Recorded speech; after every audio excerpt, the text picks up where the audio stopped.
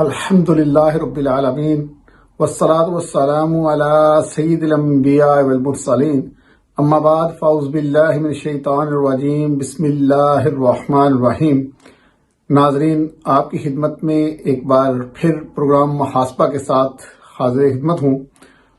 امید کرتا ہوں کہ آپ سب خیریت سے ہوں گے اور اللہ تبارک و تعالیٰ سے آپ سب کی خیریت کے لیے دعا گو بھی ہوں۔ اللہ تبارک و تعالیٰ آپ کو سے تندرستی والی لمبی زندگی عطا فرمائے، اپنے والدین کا فرما بردار بنائے، اور سب سے بڑھ کر نبی پاک صلی اللہ علیہ وآلہ وسلم کا ہمیں عشق نصیب فرمائے۔ تو ہمیں چاہیے کہ نبی پاک صلی اللہ علیہ وآلہ وسلم کی ذات اقدس پر زیادہ سے زیادہ درود پاک پڑھا کریں۔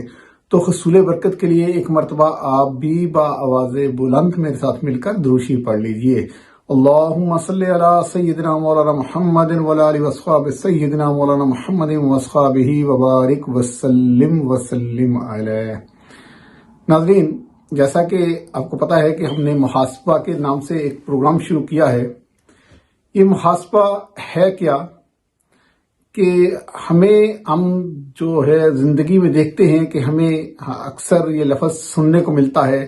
کہ اس شخص کا محاسبہ ہونا چاہیے، اس کا محاسبہ ہونا چاہیے، لیکن کبھی ہم نے اس بات پہ غور کیا ہے کہ ہمیں اپنے آپ کا محاسبہ کرنا چاہیے کہ محاسبہ اپنا جو ہے وہ کہہ لیں کہ اگر کریں گے تو ہمیں اپنی اصلاح کرنے کا موقع ملے گا کہ محاسبہ ہے کیا چیز، محاسبہ کس چیز کا ہمیں محاسبہ کرنا چاہیے۔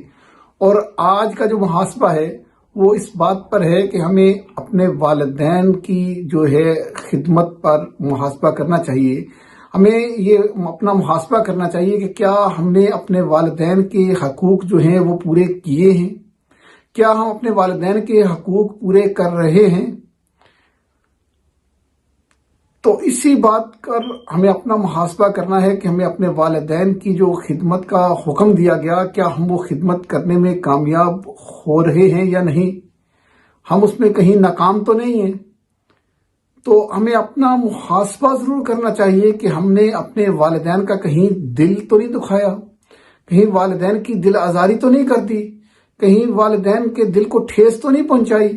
ہمیں یہ محاسبہ کرنا ہوگا، ہمیں یہ سوچنا ہوگا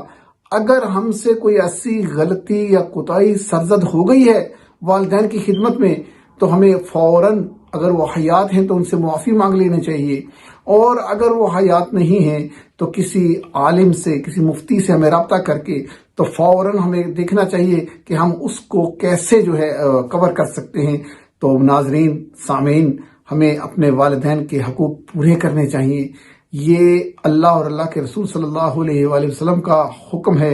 اور ہمیں اپنی زندگی اللہ اور اللہ کے رسول صلی اللہ تعالی علیہ وآلہ وسلم کے بتائے ہوئے طریقے پر ہی زندگی بسر کرنی چاہیے۔ تو اللہ تبارک و تعالیٰ سے دعا ہے کہ ہمیں اپنا محاسبہ کر کے اپنے والدین کی خدمت کرنے کی توفیق عطا فرمائے، اور اگر ہم نے زندگی میں کبھی ان کی کوئی دل آزاری کر دی ہو،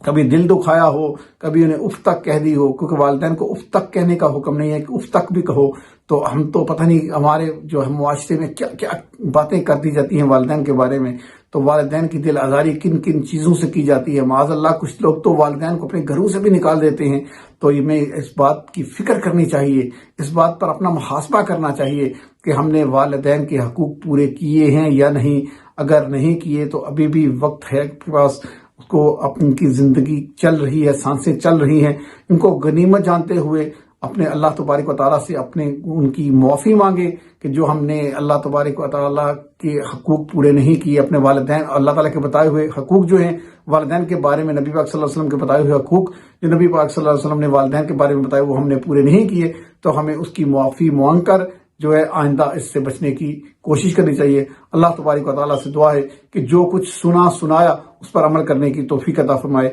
آمین بجاہ النبی الامین صلی اللہ تعالی علیہ وآلہ وسلم۔